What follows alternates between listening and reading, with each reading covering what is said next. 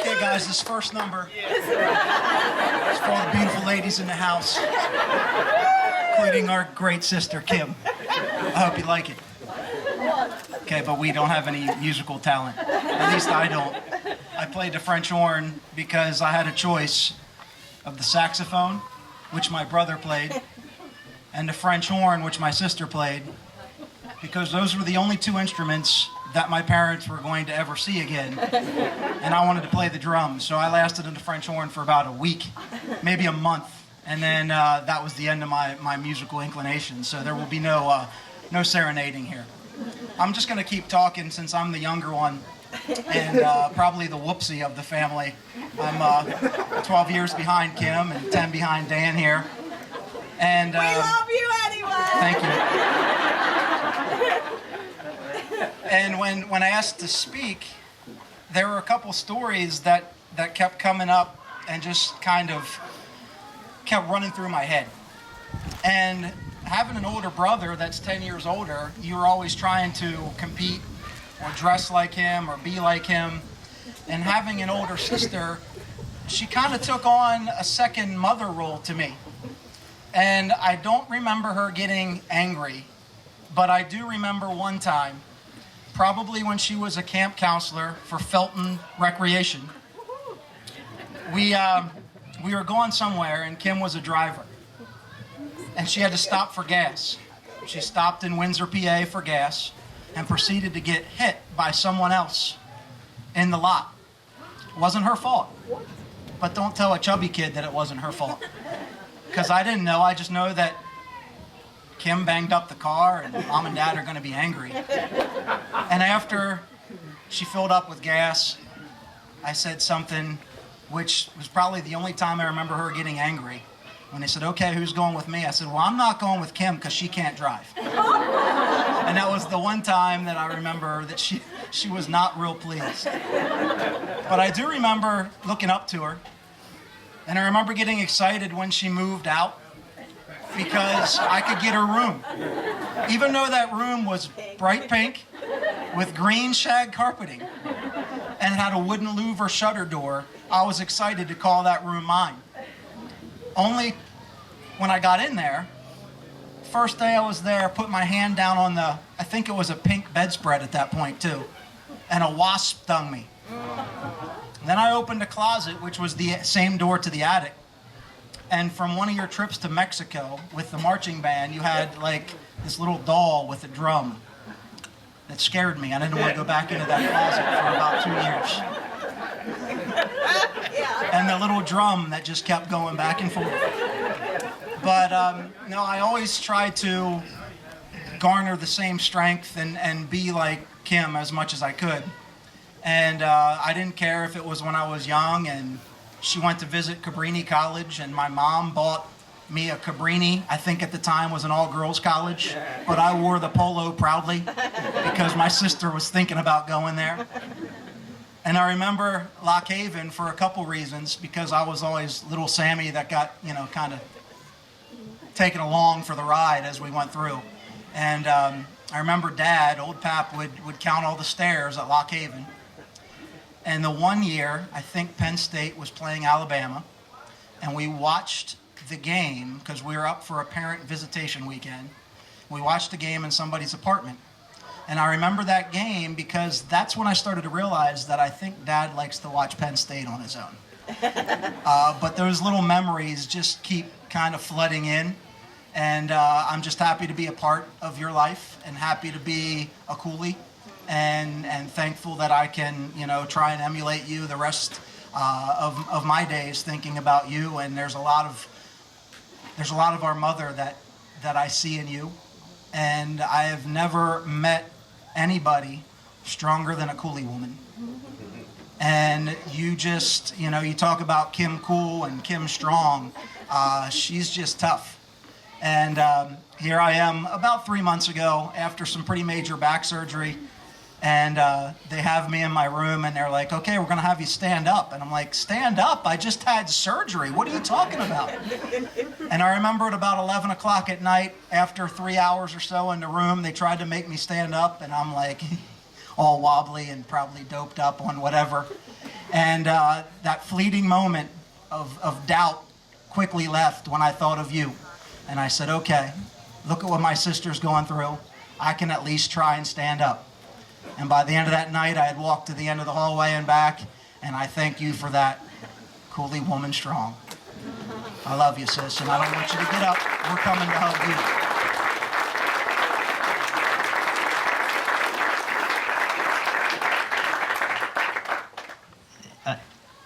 Up to this time, thinking of what to say, funny stories, whatnot. There's a million of them, Kim. I don't even know where to begin. But looking out over the crowd here, obviously, I mean, look around. People look to the left, look to the right of you. You see the support you have here, the family. I've seen people from Felton, if anybody knows where that's at. Yeah, give it up, yeah. Felton. Population 16. Yep. Some Red Line grads and some other people that I may or may not know, but it's just a great outpouring. Just to reiterate what some people had said, a few words come to my mind: strength, courage, faith, hope. I can continue, like I said, all day. You're the epitome of what it means to live life, and I thank you for that. You've taught me so much, as even this gentleman here to the right of me. He's going to be a lot more winded than me, but I'm going to say a few words and be done. But I do still remember when he got stung by that wasp. He cried like a baby. But here's to 50 years. Hopefully the next 50 go a lot slower than the first 50 do. So, like Sam said, we love you and happy birthday. Thank you.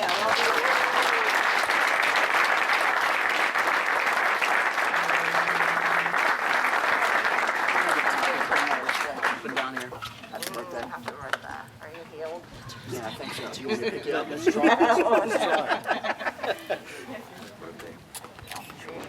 Sure. Okay, let's get pictures. Somebody's taking pictures. Let's get three of us here. Where do you want me? Yeah. I'll get three. Okay. The three siblings here. I got cotton mouth now. It's all the beard. Okay, thank you. Wait. Oh, Jerry. Hold it. Boys, that was awesome. Thank you. Thank you.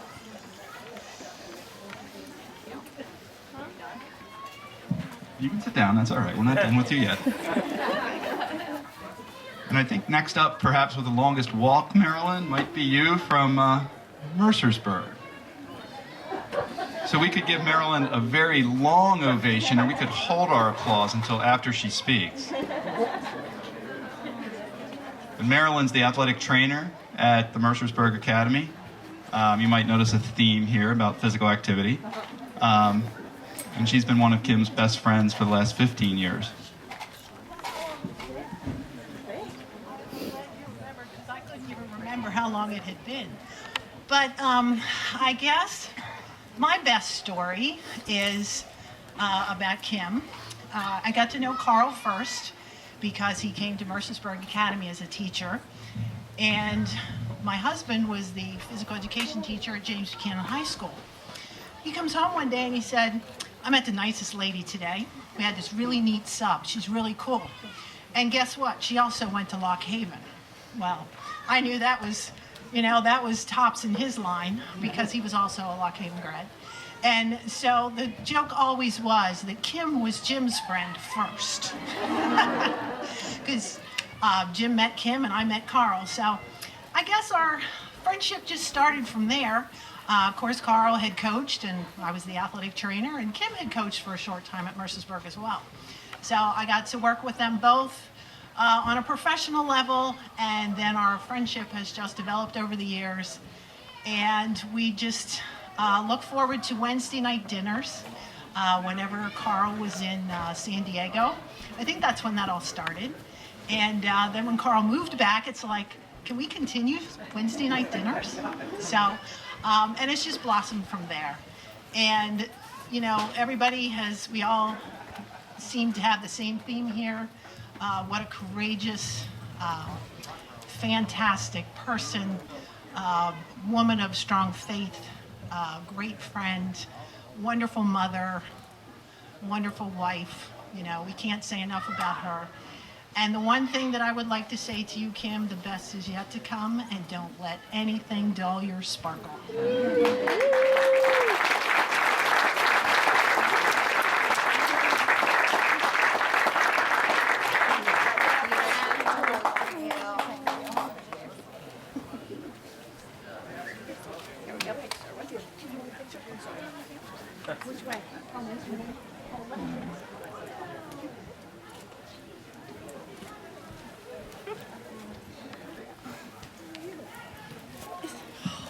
Okay, we keep hearing about some place called Lock Haven.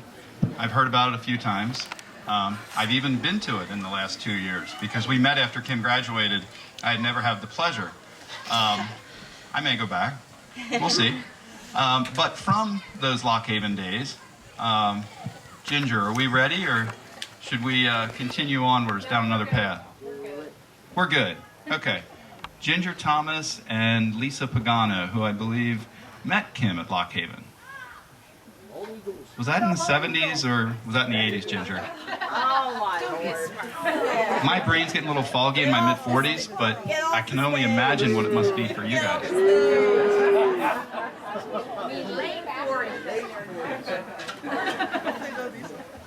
Get off the stage. All right, Kimberly. Hi. So thinking back to You guys watching- sing. What? Okay. Is she crazy? Okay. So thinking back, Carl asked us to think back quite a while. It's been 30 some years since we met. Thinking back to those college days, we were brainstorming some ideas, things that came to mind. You know, things like the late night Luigi's runs for Strombolis and playing ball on the fields and going to parties in our Hawaiian shirts, because, you know, that was the thing to do back then, way back then. Way back then. But my favorite memory is getting up in the morning. Ginger and I were not morning people and would not even speak to each other, even though we're roommates. And now we were good with that. So then we'd have this knock at the door. And we'd open the door. And there would be Kimberly, the biggest smile on her face. Are you girls ready to go for breakfast? And we're like, oh my goodness, yes, we'll come along. So down McIntyre, if anybody knows Lock Haven, it's the furthest campus up on the hill. So 120 steps down we go. And she is just so cheerful. And then we get in the line, and you know the food. Okay, this was the food in the 80s. I call it the all-purpose patties. It was the same thing for lunch, breakfast, and dinner. She would be so excited, and there would be a stack of trays, and Kim always found the brightest, yellowest tray and was so happy and so energetic, and that has just followed you through life. And we thank you for dragging us along for 32 years and still being our friends and still going to the spas and all of our wonderful adventures. Oh, I love you. You are our shining star, guiding light. It's been an absolute pleasure, Kim, spending the last 30-some years being your friend. And someday, when I grow up, I hope to be just like you. Love you, Kimberly. And I'm ready to plan the next adventure.